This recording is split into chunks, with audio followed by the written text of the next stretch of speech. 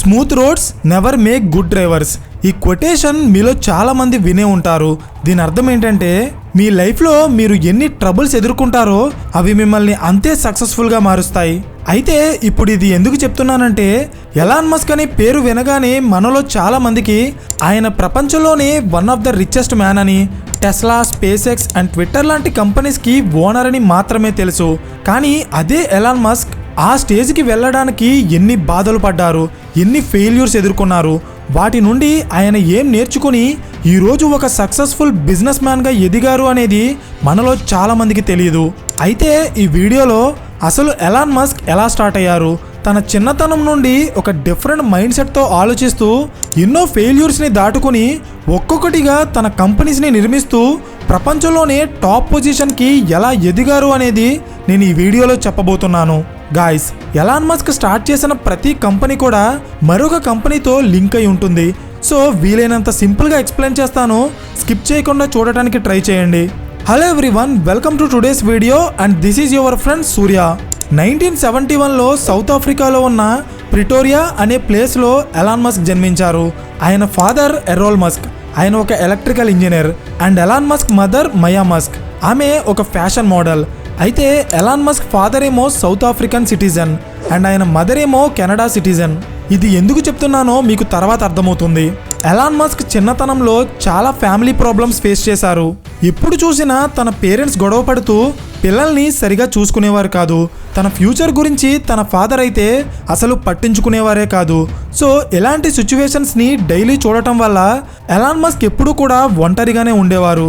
ఫైనల్గా తన 9 ఏళ్ల వయసులో తన పేరెంట్స్ విడాకులు తీసుకుని విడిపోయారు. మొదట్లో ఎలాన్ మస్క్ తన ఫాదర్ దగ్గర ఉండేవారు. కానీ కొన్ని రోజుల తర్వాత ఆయన ప్రవర్తన నచ్చక మళ్ళీ తన మదర్ దగ్గరికి వెళ్ళిపోయారు. అక్కడ తను స్కూల్కి వెళ్ళే టైంలో తనకి కంప్యూటర్స్ మీద, వీడియో గేమ్స్ మీద ఇంట్రెస్ట్ పెరిగింది. ఈ వీడియో గేమ్స్ అనే మాట వినగానే మనలో చాలామంది ఆయనకి వీడియో గేమ్స్ ఆడటం అంటే ఇష్టమేమో అనుకుంటాం. కానీ ఆయనకి వీడియో గేమ్స్ ఆడటం కాదు, తయారు చేయడం ఇష్టం. తన 12 ఏళ్ల వయసులో కంప్యూటర్ కోడింగ్ నేర్చుకుని తనే సొంతంగా బ్లాస్టర్ అనే ఒక వీడియో గేమ్ తయారు చేశారు. 1983లో ఆ వీడియో గేమ్ని ఒక ప్రైవేట్ కంపెనీకి అమ్మేసి $500 సంపాదించారు. గాయ్స్, ఒకసారి ఇది గమనించండి. 1980s టైంలో స్కూల్కి వెళ్ళే ఒక 12 ఏళ్ల కుర్రాడు కంప్యూటర్ కోడింగ్ నేర్చుకుని వీడియో గేమ్ తయారు చేసి అమ్మడం అంటే అది అంత సాధారణమైన విషయం కాదు. ఎందుకంటే ఆ ఏజ్ పిల్లలంతా కూడా ఎప్పుడు చూసినా ఆడుతూ పాడుతూ ఉంటారు. అలాంటిది ఎలాన్ మస్క్ చేస్తున్న ఈ పనులు చూసి తన మదర్ అయిన మయా మస్క్కి తన కొడుకులో ఏదో స్పెషాలిటీ ఉందని, తను అందరి పిల్లల్లా కాదని అర్థమైంది.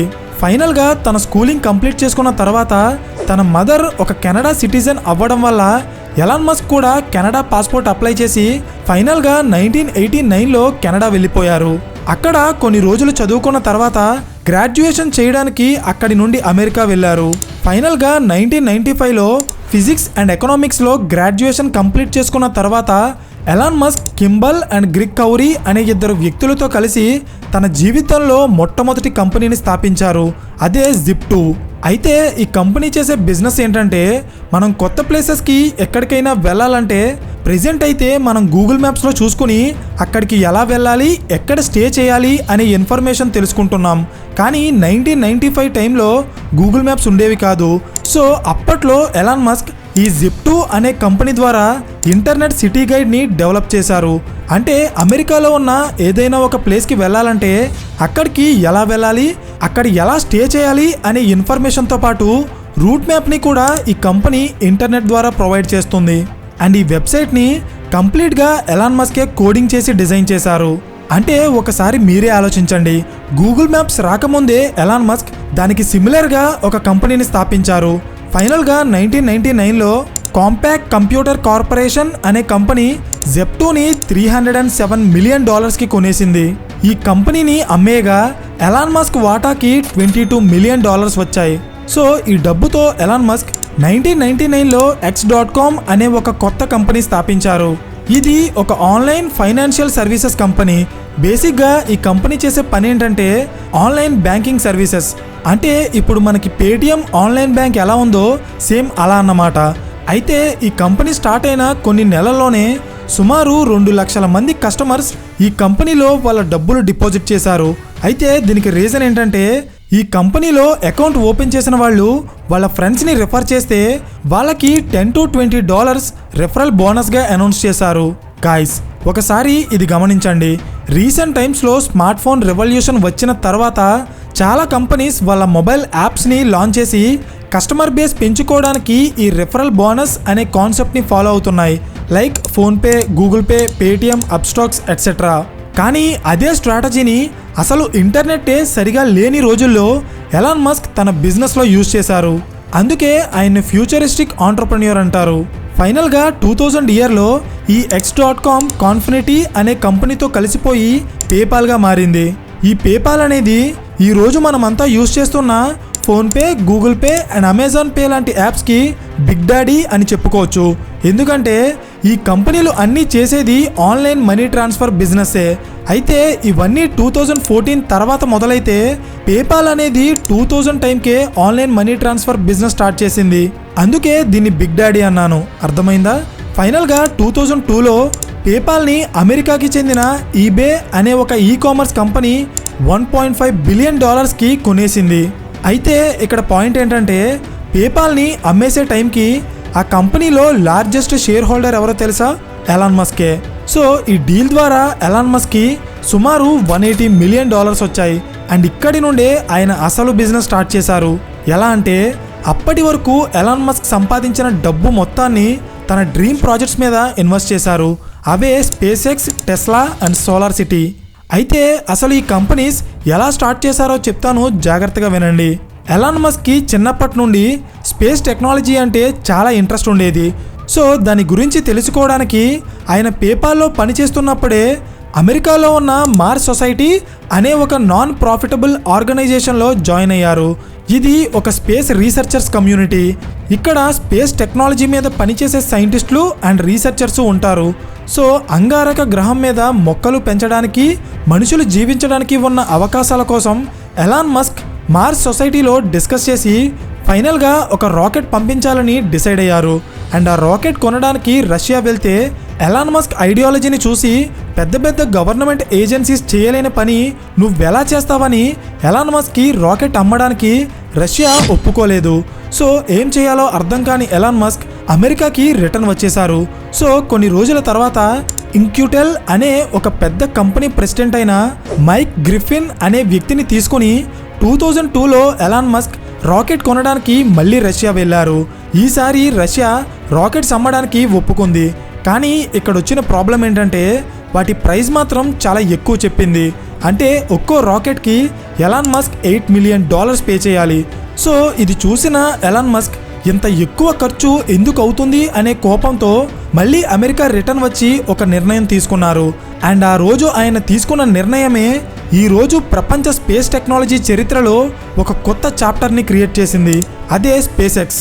2002లో ఎలాన్ మస్క్ తను సొంతంగా స్పేస్ టెక్నాలజీని డెవలప్ చేసి తక్కువ ధరకే రాకెట్స్ని తయారు చేయాలని ఫిక్స్ అయ్యారు. అయితే దీనికి డబ్బులు కావాలి కదా. సో పేపాల్ కంపెనీ అమ్మగా ఆయనకి వచ్చిన $180 మిలియన్ $100 మిలియన్ ఇన్వెస్ట్ చేసి ఫైనల్గా 2002లో స్పేస్ ఎక్స్ అనే కంపెనీని స్థాపించారు. అయితే స్పేస్ ఎక్స్ కంపెనీ 2006లో ఫాల్కన్ 1 అనే రాకెట్ని ఫస్ట్ టైం లాంచ్ చేసింది. But it's a failure. మళ్ళీ 2007లో ఇంకో రాకెట్ని లాంచ్ చేసింది. Again it's a failure.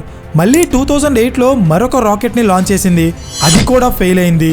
So ఇలా కంటిన్యూస్గా స్పేస్ ఎక్స్ లాంచ్ చేసిన 3 రాకెట్స్ కూడా ఫెయిల్ అయ్యాయి.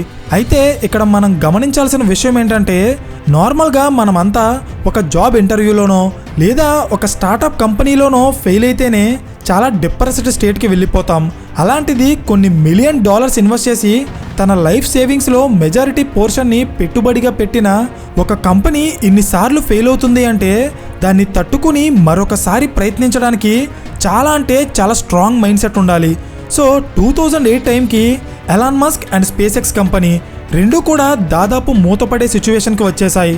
కానీ ఆయన తన డ్రీమ్ ప్రాజెక్ట్ మీద గివ్ అప్ ఇవ్వకుండా మళ్ళీ ట్రై చేశారు. ఫైనల్గా 2008లో ఆయన సక్సెస్ అయ్యారు. స్పేస్ ఎక్స్ కంపెనీ తన 4th అటెంప్ట్లో ఫాల్కన్ రాకెట్ని సక్సెస్ఫుల్గా లాంచ్ చేయగలిగింది.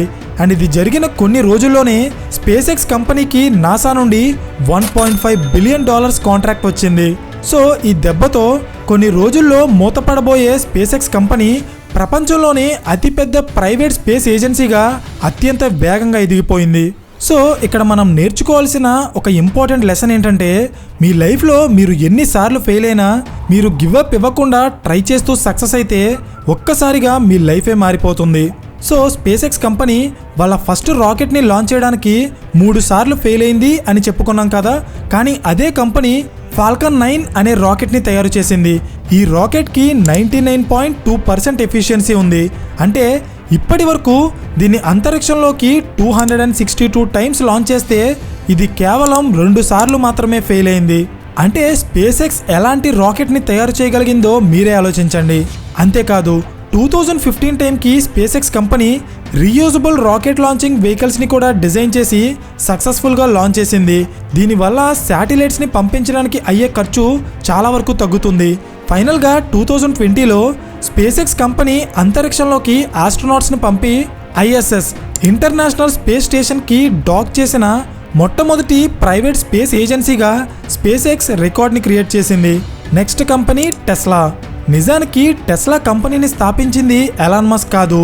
2003లో Martin Eberhard and Marc Tarpenning అనే 2 వ్యక్తులు కలిసి టెస్లా మోటార్స్ అనే ఒక కంపెనీని స్థాపించారు.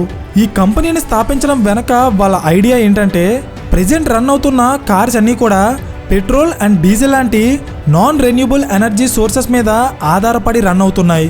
సో ఫ్యూచర్లో ఇవి అయిపోతే ప్రతి ఒక్కరూ రెన్యూబుల్ ఎనర్జీతో రన్ అయ్యే కార్స్ మీదే ఆధారపడతారు. సో ఇది ముందుగానే గమనించిన మార్టిన్ ఎబర్హర్డ్ అండ్ మార్క్ టెర్పనింగ్ టెస్లాని ఒక ఎలక్ట్రిక్ కార్ మ్యానుఫ్యాక్చరింగ్ కంపెనీగా స్థాపించారు.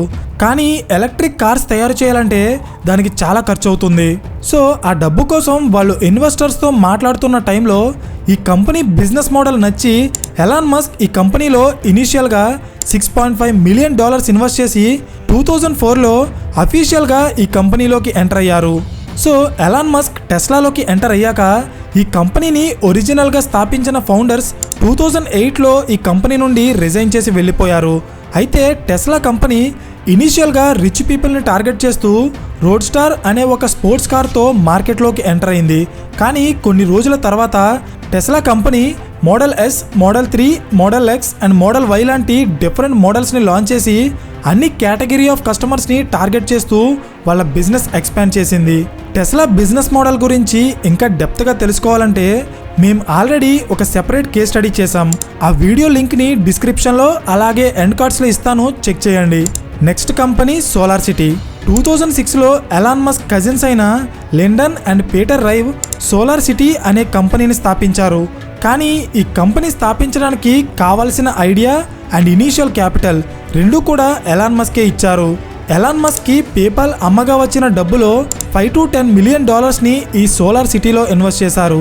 అయితే ఈ కంపెనీ చేసే బిజినెస్ ఏంటంటే, సోలార్ ఎనర్జీని జనరేట్ చేయడానికి అవసరమైన సోలార్ ప్యానల్స్ అండ్ ఎలక్ట్రికల్ ఎక్విప్మెంట్ని తయారు చేసి రెసిడెన్షియల్, కమర్షియల్ అండ్ ఇండస్ట్రియల్ ఏరియాస్కి ఈ కంపెనీ సప్లై చేస్తుంది. అయితే ఈ కంపెనీ బాగా డెవలప్ అయ్యాక 2016లో ఎలాన్ మస్క్ దీన్ని కొనేసి టెస్లా కంపెనీ అండర్లోకి తీసుకొచ్చారు. ప్రెజెంట్ అయితే ఇది టెస్లా కార్స్కి కావాల్సిన బ్యాటరీస్ అండ్ ఎక్విప్మెంట్ని కూడా తయారు చేస్తుంది. Next company Twitter. 2017లో ఎలాన్ మస్క్ ట్విట్టర్ కంపెనీని కొనడానికి తనకి ఇంట్రెస్ట్ ఉన్నట్టు ఫస్ట్ టైం అనౌన్స్ చేశారు. ఫైనల్గా 2022 అక్టోబర్లో $44 బిలియన్ పెట్టి ఆయన ట్విట్టర్ని కొనేశారు. కానీ ట్విట్టర్ని కొనే టైంలో చాలా రకాల కాంట్రవర్సీస్ జరిగాయి అండ్ అవి ఇంకా జరుగుతూనే ఉన్నాయి కూడా. ఫర్ ఎగ్జాంపుల్, ట్విట్టర్లో పనిచేస్తున్న సీఈఓతో సహా కొన్ని వందల మంది ఎంప్లాయీస్ని ఎలాన్ మస్క్ వాళ్ళ జాబ్స్ నుండి తొలగించారు. ట్విట్టర్ బ్లూటిక్ కోసం పెయిడ్ సబ్స్క్రిప్షన్ మోడల్ని ఇంట్రడ్యూస్ చేశారు. ట్విట్టర్ కంపెనీ పేరునే Xగా మార్చేశారు. ఫైనల్గా 2022లో ఎలాన్ మస్క్ ట్విట్టర్ సీఈఓ అయ్యాక ఆయన్ని చాలామంది అపోజ్ చేశారు. సో దీన్ని సెటిల్ చేయాలని ఆయన ట్విట్టర్లో ఒక పోల్ రన్ చేశారు. అందులో 57% ప్రజలు ఎలాన్ మస్క్ని సీఈఓ పదవి నుండి దిగిపోమని ఓటు వేశారు. సో దీన్ని ఫాలో అవుతూ 2023 మేలో ఆయన సీఈఓగా రిజైన్ చేసి తన ప్లేస్లో లిండా అనే వ్యక్తిని ట్విట్టర్కి సీఈఓగా అపాయింట్ చేశారు. So my dear audience, Elon Musk space X, Tesla and solar city లాంటి ఫ్యూచరిస్టిక్ కంపెనీస్తో పాటు XAI, open AI and hyper loop లాంటి అడ్వాన్స్డ్ ప్రాజెక్ట్స్ మీద కూడా ఆయన వర్క్ చేస్తున్నారు. అయితే ఇక్కడ మనం గమనించాల్సిన విషయం ఏంటంటే ఎలాన్ మస్క్ చాలా విషయాల్లో ప్రపంచం రియలైజ్ అవ్వక ముందే వాటి మీద వర్క్ చేసి వాటిని ఎగ్జిక్యూట్ చేస్తున్నారు. దీనివల్ల అడ్వాంటేజ్ ఏంటంటే చాలా కంపెనీస్ ఆ బిజినెస్లకి ఉన్న పొటెన్షియాలిటీని రియలైజ్ అయ్యి ఆ బిజినెస్లో స్టార్ట్ చేసే టైంకే ఎలాన్ మస్క్ అదే బిజినెస్లో మెజారిటీ మార్కెట్ని క్యాప్చర్ చేస్తున్నారు.